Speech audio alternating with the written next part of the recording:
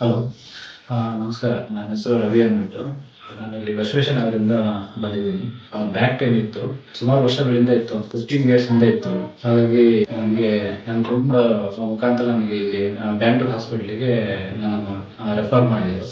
ತುಂಬಾ ಪೇನ್ ಇತ್ತು, ಬಟ್ ನಂಗೆ ನಡೀಲಿಕ್ಕೂ ಆಗ್ತಾ ಇರಲಿಲ್ಲ. ಬಟ್ ಅವರು ನನ್ನ ಫ್ರೆಂಡ್ ರೆಫರ್ ಮಾಡಿದ್ರಿಂದ ಇಲ್ಲಿ ಬ್ಯಾಂಗ್ಳೂರ್ ಹಾಸ್ಪಿಟ್ಲಿಗೆ ಬಂದೆ.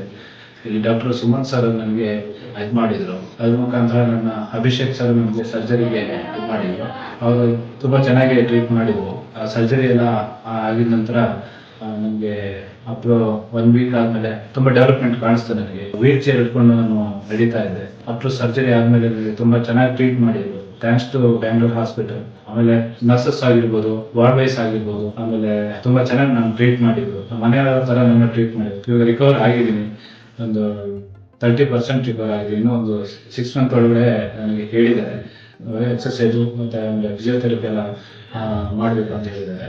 ಅದ್ರ ಪ್ರಕಾರ ಮಾಡ್ತೀನಿ. ತುಂಬ ಚೆನ್ನಾಗಿ ಆಗ್ತೀನಿ ಅಂತ ನನಗೆ ಹೋಪ್ ಇದೆ. ಮೊದಲನೇದಾಗಿ ಅಭಿಷೇಕ್ ಸರ್ ನನಗೆ ಥ್ಯಾಂಕ್ಸ್ ಹೇಳಬೇಕು. ಯಾಕಂದ್ರೆ ನನಗೆ ತುಂಬ ಚೆನ್ನಾಗಿ ಇದು ಮಾಡಿದ್ದಾರೆ.